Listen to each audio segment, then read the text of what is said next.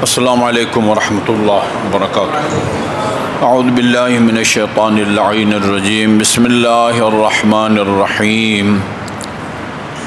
الحمد للہ الذی لا يبلغ مدحتہ القائلون ولا يحصی نعماءہ العادون، الذی لا يدرکہ بعد الہمم ولا ینالہ غوث الفتن، والصلاة والسلام على خیر خلقہ واشرف بریتہ، الذی سمی فی السماء باحمد وفی الارضین بابی القاسم محمد۔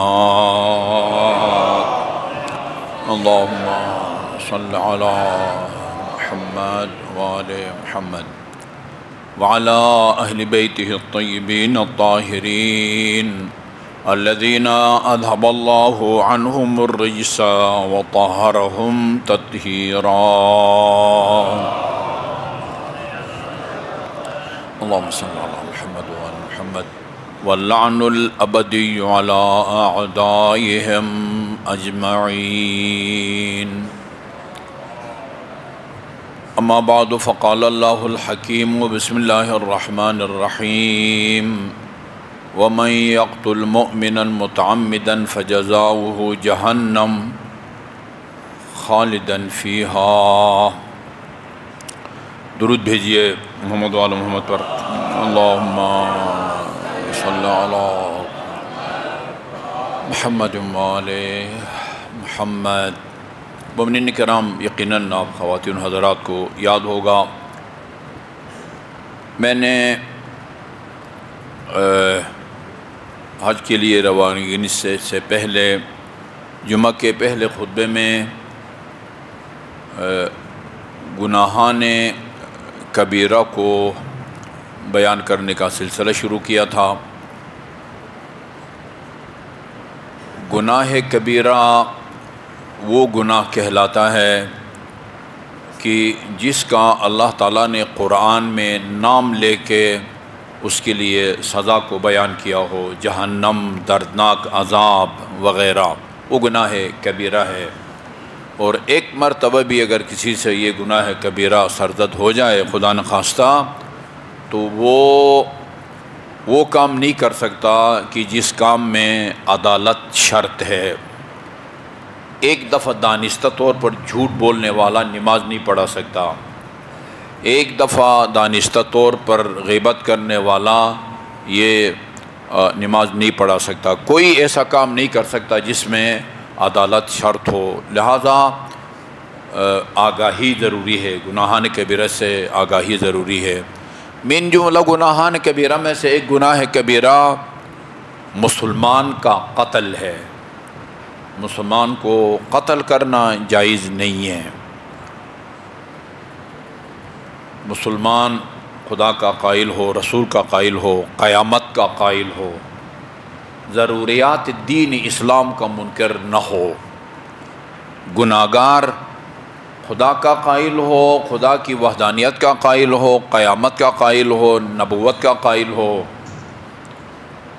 نماز کا منکر نہ ہو، روزے کا منکر نہ ہو، حج کا منکر نہ ہو، زکوٰۃ، خمس، یہ جو دین اسلام میں مسلم ہے، ناقابل انکار ہیں، ان کا انکار نہ کرے، کیوں ان کو ترک کرنے والا وہ کافر نہیں ہو جاتا، گناہگار ہو جاتا۔ تارک الصلاۃ گناہگار ہوتا ہے، زکوٰۃ خمس کو روکنے والا وہ گناہگار ہوتا ہے، حج واجب ہونے کے باوجود نہ دینے والا، نہ کرنے والا وہ گناہگار ہوتا ہے، کافر نہیں ہوتا۔ لیکن اگر سرے سے ان کا انکار کر دے، اسلام میں نماز، روزہ، زکوٰۃ، حج فرض نہیں ہے، وہ دائرۂ اسلام سے خارج ہو جاتا ہے۔ جو یہ ان چیزوں کا قائل وہ مسلمان ہے، اس کا قتل جائز نہیں ہے اور حرام ہے۔ اور صرف مسلمان نہیں، اچھا اس کا یہ مطلب نہیں ہے کہ آپ کے ملک میں جو مسلمان رہتے ہیں ان کو قتل کرنا گناہ کبیرہ ہے، اور اگر کوئی دوسرا ہے غیر مسلم تو اس کو قتل کرنا جائز ہو۔ آپ کے ملک میں بہت سارے غیر مسلم بستے ہیں، عیسائی بستے ہیں، ہندو بستے ہیں، کیا وہ مسلمان نہیں ہیں تو ان کا قتل جائز ہے؟ محقون الدم، یعنی مسلمان یا غیر مسلم جو کہ جس کے جان مال خون محفوظ ہے، وہ آپ کے ملکی قوانین کی جو ہے نا پاسداری کرتا ہے، وہ آپ کے جو ہے نا وہ اسلامی قدروں کو اس طرح پامال نہیں کرتا، یعنی حکومت کے اس کے مطابق وہ اس کی جان مال کی حفاظت کرنا یہ حکومت کی ذمہ داری ہوتی ہے، بے شک وہ مسلمان نہ ہو، بے شک وہ مسلمان نہ ہو۔ صرف قتل، جس طرح قتل جائز نہیں، اسی طرح اس کو نقصان پہنچانا، اس کا کوئی عضو کو نقصان پہنچانا، ہاتھ پیر کاٹ دینا، یہ سب جو ہے نا وہ حرام ہے۔ جس آیہ کریمہ کی میں نے تلاوت کی ہے اس میں مومن کے قتل کا ذکر آیا ہوا ہے۔ جو بھی کسی مومن کو جان بوجھ کے قتل کرے گا وہ ہمیشہ جہنم میں رہے گا، ہمیشہ جہنم میں رہے گا۔ آپ کے علم میں بھی ہے اور میرے علم میں بھی ہیں، کتنے مومنین ہیں جنہوں نے مومنین کو قتل کیا ہے، بھائی کو قتل کیا ہے لوگوں نے، بھائی کو۔ میں جانتا تھا بکھر میں ایک سید تھے محسن کاظمی، محسن کاظمی، بہت کام کیا ہے انہوں نے بکھر شہر میں۔ ذرا سی بات پر، معمولی تکرار پر چھوٹے بھائی نے بڑے بھائی اور عالم دین کو پتہ نہیں گاڑی کی چابی مانگ رہے تھے، وہ نہیں دے رہے تھے، اتنی سی بات پر بڑے بھائی کو گولی مار کے قتل کر دیا۔ محسن کاظمی کو اس کے چھوٹے بھائی نے وہ قتل کر دیا۔ دونوں سے اسناشری ہیں، دونوں آل رسول ہے۔ من قتل مؤمنا متعمدا یا من یقتل مؤمنا متعمدا فجزاؤہ جہنم، ہمیشہ رہے گا۔ آپ کا کیا خیال ہے، یہ جس نے اپنے سگے بھائی کو قتل کیا ہے وہ ہمیشہ جہنم میں رہے گا؟ جائیداد کے تنازع پر بہت سارے قریبی رشتہ دار، جائیداد کا تنازع عام طور پر رشتہ داروں میں ہوتا ہے، کسی اجنبی کے ساتھ جائیداد کا تنازع کم ہوتا ہے۔ خرید فروخت میں کوئی جو ہے نا وہ خلاف ورزی کرے تو ہو سکتا ہے، ورنہ اکثر اوقات جائیداد میں، ماموں بھانجے میں، چچا بھتیجے میں جائیداد کے تنازع پر وہ قتل کر دیتے ہیں۔ غیرت کے نام پر، غیرت کے نام پر وہ بیٹی جو ہے وہ ایک لڑکے سے شادی کرنا چاہتی ہے، باپ اجازت نہیں دیتا، اسی تکرار کے نتیجے میں وہ قتل کر دیتا ہے۔ یہ ہمیشہ جہنم میں رہیں گے۔ جو مومن بھی کسی مومن کو قتل کرے گا وہ ہمیشہ جہنم میں رہے گا۔ یہ نقطہ سمجھنے کے قابل ہے۔ مومن کا وہ قاتل ہمیشہ جہنم میں رہے گا جو اس لیے وہ اس کو قتل کرتا ہے کہ وہ مومن ہے۔ بات سمجھ آ گئی؟ کوئی اور وجہ نہیں ہے، اس لیے کہ اس کا جرم یہ ہے قاتل کے نظر میں کہ یہ مومن ہے۔ مومن کو ایمان کی وجہ سے جو قتل کرتا ہے وہ جہنم میں جائے گا اور وہ ہمیشہ رہے گا۔ اور جس طرح بہت سارے لوگوں نے مومنین کو، عزاداروں کو، نمازیوں کو وہ شہید کیا بم دھماکوں میں، پتہ نہیں کوئی حقیقی واقعہ ہے یا لوگوں نے وہ ایسے ہی بنا دیا تھا۔ وہ اس نے خودکش بمبار نے اپنے آپ کو اڑایا، اتفاق سے وہ مرا نہیں، بچ گیا۔ اس کو اٹھا کے ایمرجنسی لے گئے، وہاں اس کا علاج ہو رہا تھا، تو ظاہر ہے ڈرپ وغیرہ بھی لگے ہوئے تھے اور اس کے آس پاس جو ہے نا ہسپتال کا عملہ من جملہ 2 نرسیں بھی کھڑی تھی۔ وہ ہوش میں آیا اور جیسے ہی نظر پڑی دونوں نرسوں پر تو کہا ہم سے وعدہ کیا گیا تھا وہاں جنت میں حوروں کی لائن لگی ہوئی ہے، تم تو صرف 2 ہو، باقی حوریں کدھر ہیں؟ یہ ایک مومن کو اس طرح جو قتل کرتے ہیں نا، یہ قاتل بھی اور جن کے فتویٰ کے نتیجے میں یہ اس طرح مومنین کو وہ قتل کرتے ہیں۔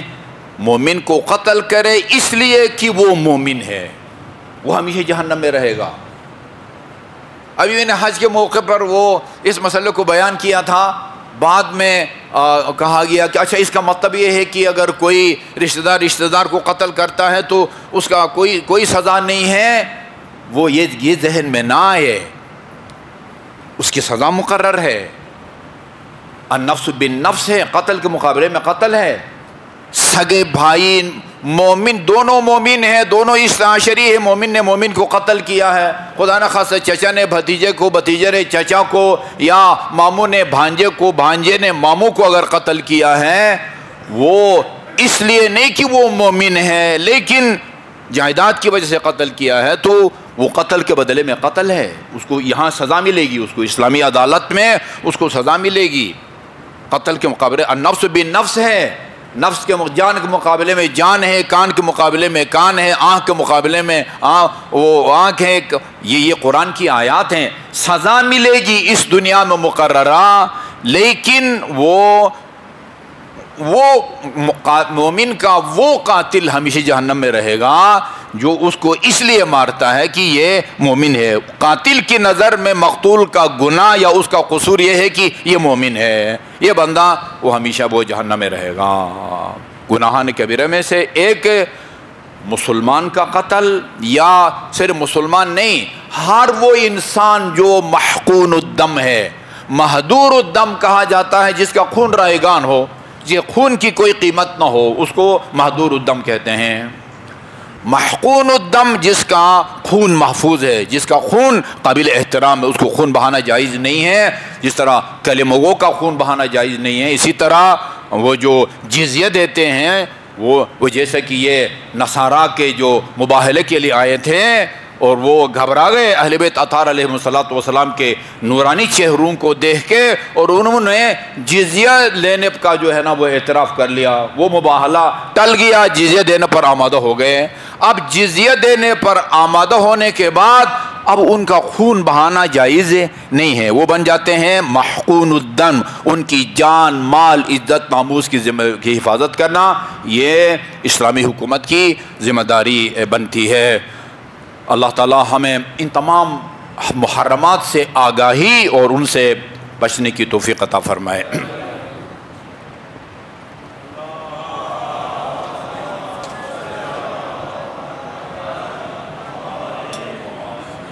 اعوذ باللہ من الشیطان اللعین الرجیم، بسم اللہ الرحمن الرحیم۔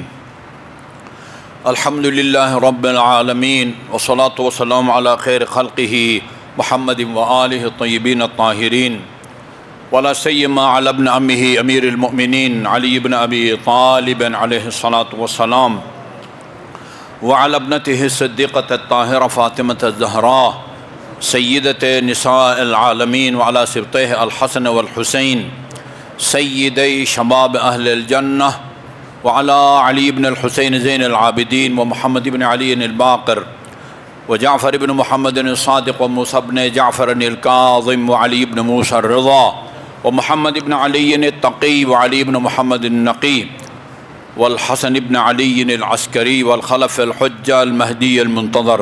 اللہم عجل فرجہ وسہل مخرجہ، لیملأ الارض قسطا وعدلا، کما ملئت ظلما وجورا، واللعن الابدی علی اعدائهم اجمعین۔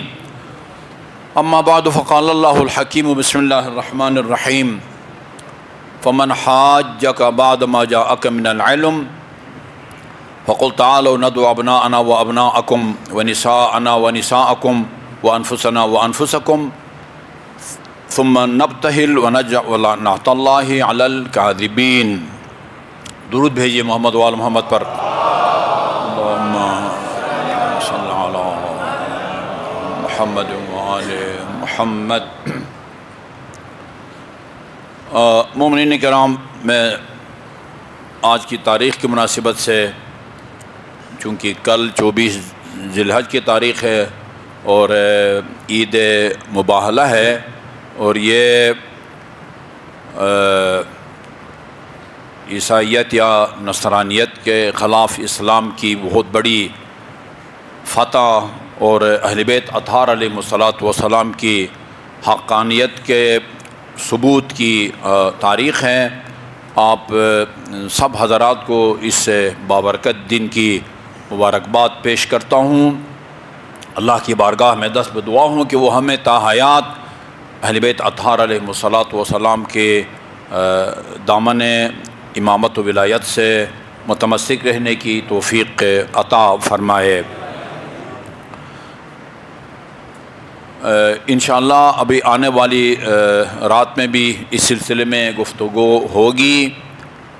میں نہایت اختصار کے ساتھ اور بطور تبرک اس واقعے کے پس منظر کی طرف اشارہ کروں گا، اور میں ضروری سمجھتا ہوں، اور دوسری بھی اہم مناسبت ہے، اس کے بارے میں مجھے کچھ عرض کرنا ہے۔ جب یہ اللہ تعالیٰ عن حضرت سے فرما رہا ہے فَمَنْ حَاجَّكَ بَعْدَ مَا جَاءَكَ مِنَ الْعِلْمِ، نصارہ کو، عیسائیوں کو جب عن حضرت نے اسلام کی دعوت دی، آپ نے اپنا نمائندہ جب بھیجا تو انہوں نے کہا کہ ہم خود جا کے بالمشافہہ آمنے سامنے ملیں گے، ان کا موقف سنیں گے اور ان کی دعوت کو سنیں گے، پھر کوئی فیصلہ کریں گے۔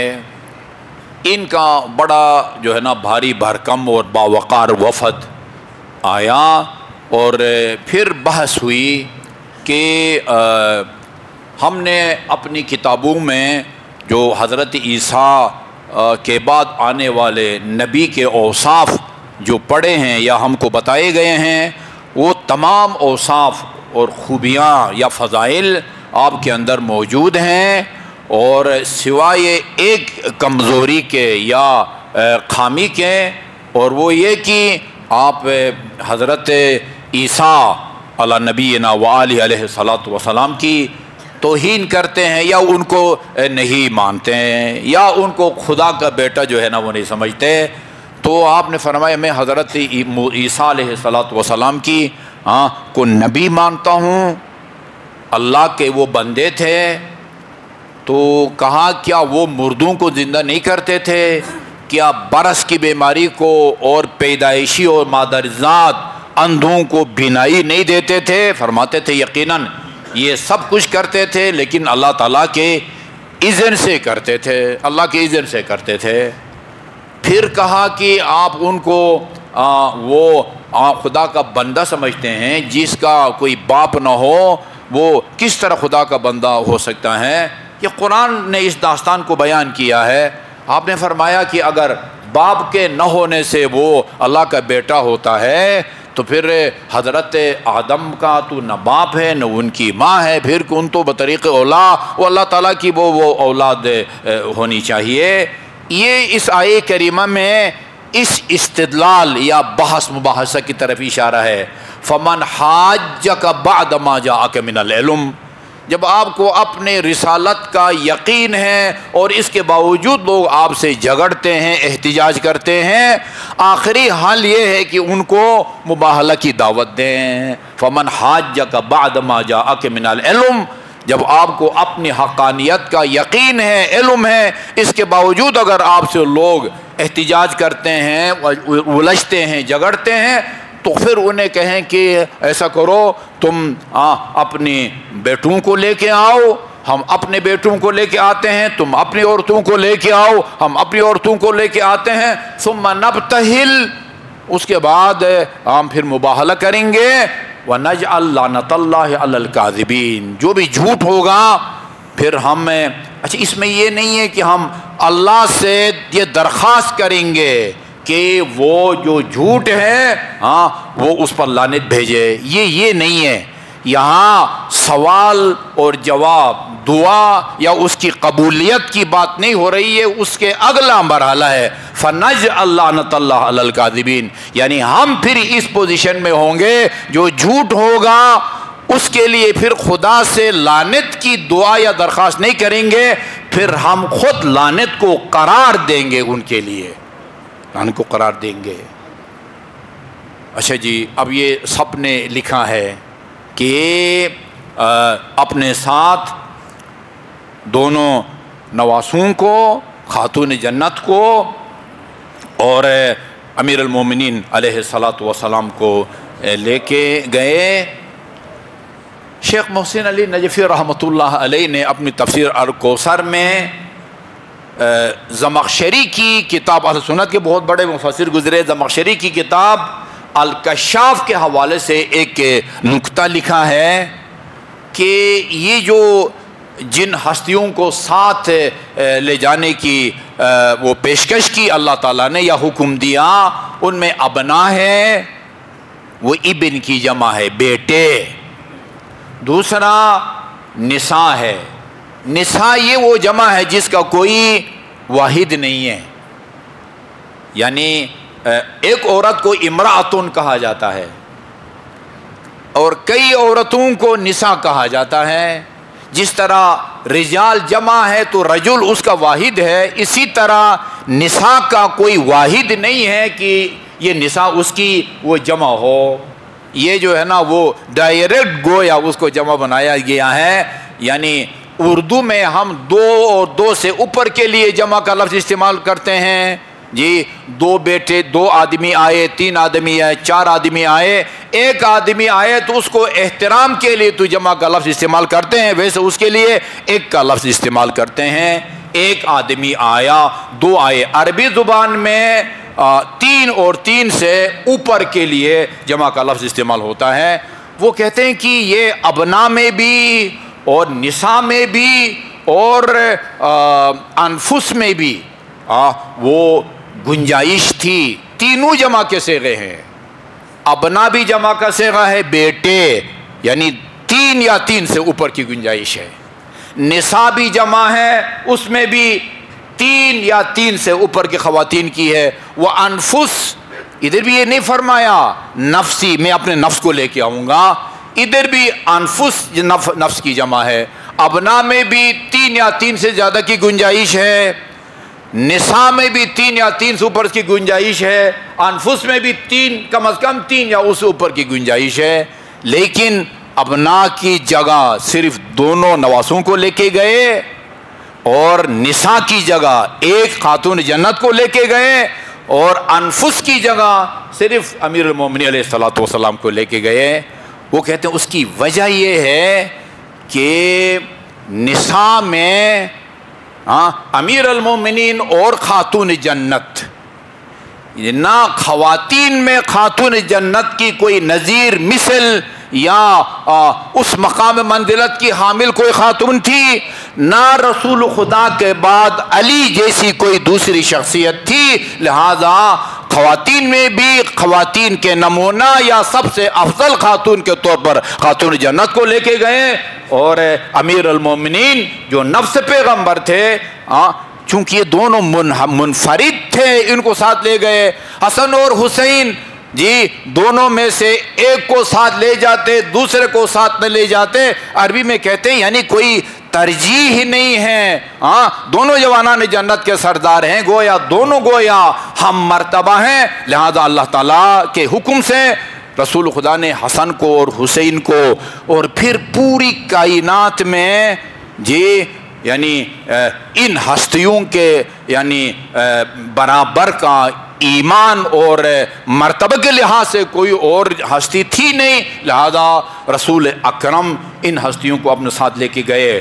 اور نصارہ نے بھی کہا کہ یہ دیکھو اگر تو وہ اپنے ساتھ اپنے عشیرہ اور خاندان یا بہت سارے افراد کو لے کے آتا ہے پھر بے شک اس کے ساتھ مباہلہ کرو، لیکن اپنے قریبی عزیزوں کو اگر لے کے آتا ہے پھر جو ہے وہ مباہلہ سے وہ گریز کرنا ہے۔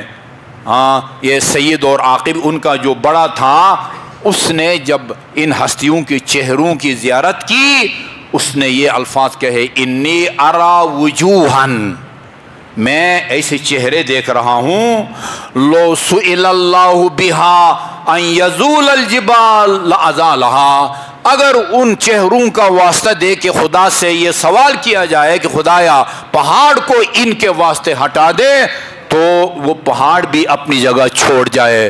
تمہاری عافیت اسی میں ہے کہ ان کے ساتھ مباہلہ مت کرو اور جزیہ دینا جو ہے نا وہ اس کو قبول کرو۔ وہاں مدینے میں اس جگہ پر وہ مسجد بنی ہوئی ہے، مختلف ادوار میں اس کے نام بدلتے رہے ہیں، آج کل اس کا نام مسجد اجابہ ہے۔ ابھی ہم حجاج کرام کو جگہ دکھانے کے لیے گئے، پتہ چلا کہ اس کی تعمیر نو کے لیے اس کو گرا دیا گیا ہے، پہلے مسجد مباہلہ تھا، پھر چونکہ یاد جو ہے نا وہ تازہ رہتی تھی، پھر ابھی اس کا نام مسجد اجابہ۔ لوگ کہتے ہیں یہ وہ جگہ ہے جہاں پر مباہلہ ہوا تھا۔ میں لوگوں سے کہتا تھا کہ مباہلہ نہیں ہوا تھا، ہونے جا رہا تھا۔ مباہلہ ہوتا آج عیسائیت کی جو ہے نا کوئی نسل بھی باقی نہ رہتی، اور یہ ان کے اپنے جو ہے نا وہ الفاظ ہیں۔ یہ مباہلہ کے مختصر تاریخ اور پس منظر ہے۔ اور دوسری مناسبت جو ہے، جو حالات حاضرہ کے حوالے سے جس کی طرف ہمیں متوجہ ہونا چاہیے، وہ حالیہ اسرائیل اور ایران کی جنگ ہے۔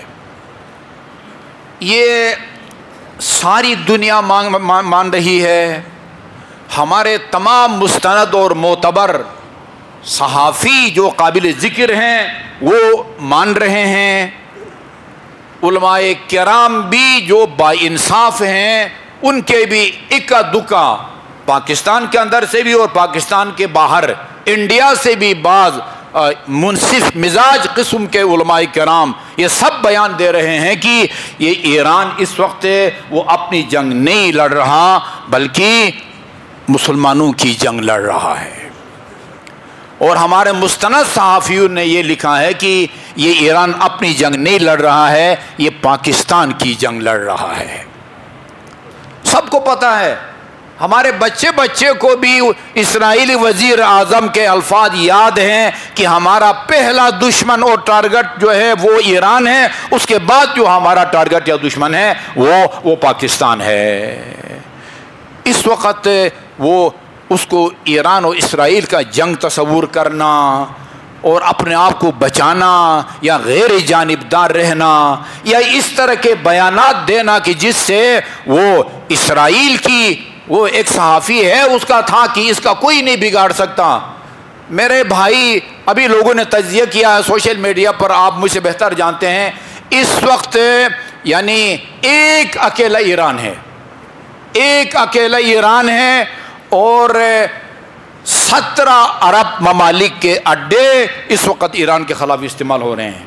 17 عرب ممالک کے اڈے استعمال ہو رہے ہیں، وہاں سے ایرانی جو میزائل ہیں ان کو جو ہے نا وہ روکا جا رہا ہے، اور ان اڈوں پر جو جن کے کام کرتے ہیں، جن کی میزائل استعمال ہوتے ہیں، ان میں امریکہ بھی شامل ہے، جرمنی بھی شامل ہے، فرانس بھی شامل ہے، اور وہ برطانیہ، یہ سارے کے سارے 17 عرب ممالک اڈوں کو استعمال کر رہے ہیں۔ اور اس کے باوجود یہ دنیا نے دیکھ لیا۔ میں رات کو ایک وہ عرب چینل سے ایک ویڈیو دیکھ رہا تھا، اسرائیل کے سڑکوں پر اسرائیل نکل آئے ہیں، ایران وی آر سوری کا نعرہ لگا رہے ہیں کہ ہم امن چاہتے ہیں، ہم سے غلطی ہو گئی ہے، جنگ بند کر دو۔ کوئی سوچ سکتا تھا کہ ایسا وقت بھی آ سکتا ہے؟ کوئی ایسا وقت بھی آ سکتا ہے؟ وقت کا اہم تقاضا ہے۔ بلکہ مجھے یہ کہنے دیں، حب الوطنی کا تقاضا یہ ہے کہ اس وقت وہ ساتھ دیا جائے ہمسایہ ملک وہ ایران کا۔ حب الوطنی کا جو ہے نا وہ یہ تقاضا ہے۔ وہ کسی پرانے جو ہے نا وہ جس کو کہتے ہیں نا منجا ہوا صحافی، اس کے الفاظ یہ تھے کہ یہ جو ہے نا وہ مذمت کافی نہیں ہے، مرمت ہونی چاہیے۔ مذمت سے کیا بنتا ہے بھائی؟ ہم مذمت کرتے ہیں، اسمبلی بھی مذمت کریں گے، ممبر سے مذمت کریں گے۔ وقت کا تقاضا ہے کہ اپنے تحفظ کا تقاضا یہ ہے کہ ایران کا تحفظ کیا جائے۔ اور آپ کو پتہ ہے کہ انہوں نے موساد کے کتنے جاسوسوں کو پکڑا ہے، را کے کتنے جاسوسوں کو پکڑا ہے، کدھر کہاں گھرے ہوئے ہیں آپ جی۔ خدا نہ خواستہ یہ بات بڑی خوشی سے کہتے ہیں کہ وہ رجیم تبدیل ہوگا، اس کے بعد کون آئے گا؟ خدا نہ خواستہ خاکم بے دہن۔ یہ احمقوں کی جنت میں بستے ہیں جو کہتے ہیں کہ رجیم چینج ہوگا تو کون آئے گا؟ وہ شاہ کا بیٹا بھی بیوقوف خواب دیکھ رہا ہے کہ جاؤں گا اور وہ خامنائی بھاگ جائے گا اور میری حکومت ہو جائے گی۔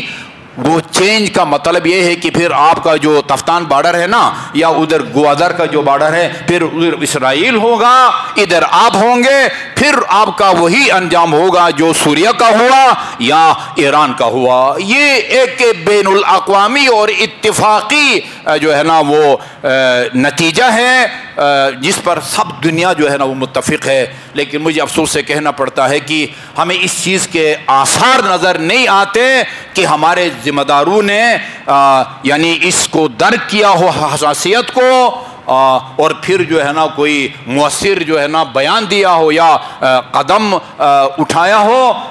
میں تو یہی کہوں گا یعنی اپنے ملک سے اور محبت کا تقاضا یہ ہے، جیسے ان حضرت کی طرف یہ حدیث منسوب بھی ہے، حب الوطن من الایمان، وطن سے دوستی یہ ایمان کی جو ہے نا وہ نشانی ہے۔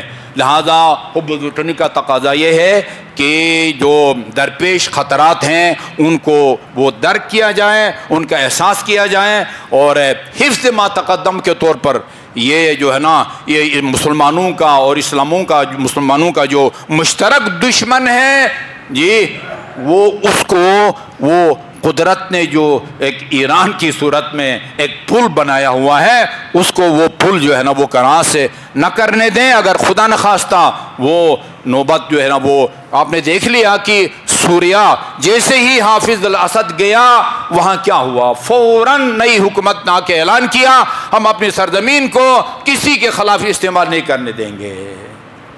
کلمہ گو ہے، علم پر جو ہے نا وہ جھنڈے پر وہ لا الہ الا اللہ بھی لکھا ہوا ہے، لیکن وہ کہتے ہیں کہ ہم اپنی سرزمین کو یہ لاکھوں مسلمانوں کے قاتل کے خلاف استعمال نہیں ہونے دیں گے۔ یہ آتے ہی اس نے جو ہے نا یہ بیان دیا تھا۔ یہ اس لا الہ الا اللہ کی بھی توہین ہے، اپنے پرچم پر لا الہ الا اللہ لکھیں، اور مسلمانوں کے قاتل، لاکھوں بے گناہ خواتین اور عورتوں کے قاتل، وہ غزہ کے اندر جو زندہ رہ گئے ہیں، وہ بھی اب بھی ان کا دماغ معمول کے مطابق نہیں ہے، وہ تقریباً پاگل ہو چکے ہیں بیچارے جی، کوئی ان کے خلاف بولنے والے نہیں ہیں جی، ان کے ساتھ جو ہے نا وہ ہر کوئی۔ ہمیں سیاسی جماعتوں سے ہمیں اتنی توقعات نہیں ہیں، سیاسی جماعتوں کو صرف اپنا اقتدار چاہیے، اقتدار کی خاطر جو ہے نا وہ باپ نے بیٹے کو بابا جو ہے نا وہ باپ نے مارا ہے۔ مجھے خلفاء بن عباس کے ایک خلیفہ کا جملہ میں نے پڑھا ہے، فرمایا ہے لو نازعنی فیہ رسول اللہ لاخذت الذی فیہ عینا، آج اگر رسول خدا زندہ ہو کے آئیں اور مجھ سے اقتدار چھیننے کی کوشش کریں تو میں رسول خدا کا بھی سر قلم کر دوں۔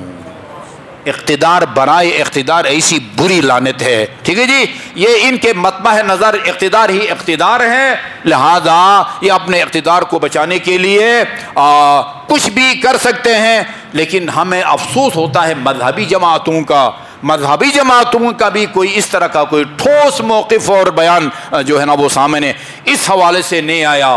حب الوطنی کا بھی انہوں نے جو ہے نا مظاہرہ نہیں کیا، بلکہ آپ کو یاد ہوگا، مجھے بھی یاد ہے، وہ ایک اسلامی جماعت جو اپنے آپ کو بہت ہی انقلابی سمجھتی ہے، اس کے امیر کا بیان آج تک میرے قانون کے اندر موجود ہے، ابھی بھی زندہ ہے، کہا کہ وہ اسرائیل کو تسلیم کرنا فلسطین کی آزادی کی طرف ایک قدم ہے۔